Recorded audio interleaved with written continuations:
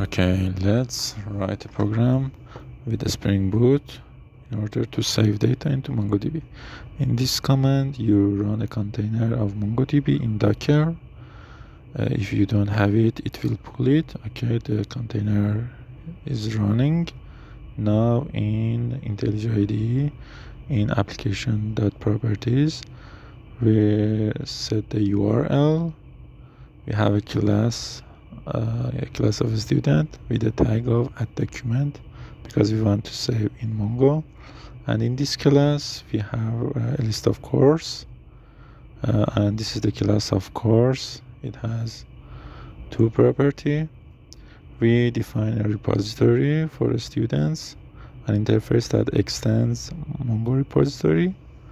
And here in the application, we implement the class from command line runner and override the method of run. And we define a student repository variable and auto-word it. And here we delete all, clean it, and define 3 students and every with 2 courses. And here we say, well, okay, let's run it. Okay, it's running and done. Okay, data must be saved in the MongoDB.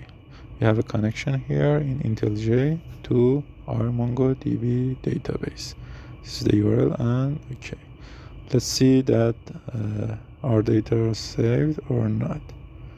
Okay, we can here show data. Yes, they have been saved as we defined in our code. We can see data in terminal 2. With this command, we get a bash to our MongoDB. And with the command of show collections, we can see our collections. Here you can see students. It somehow didn't print well. Wait a second. The terminal has shown data. Yeah, okay.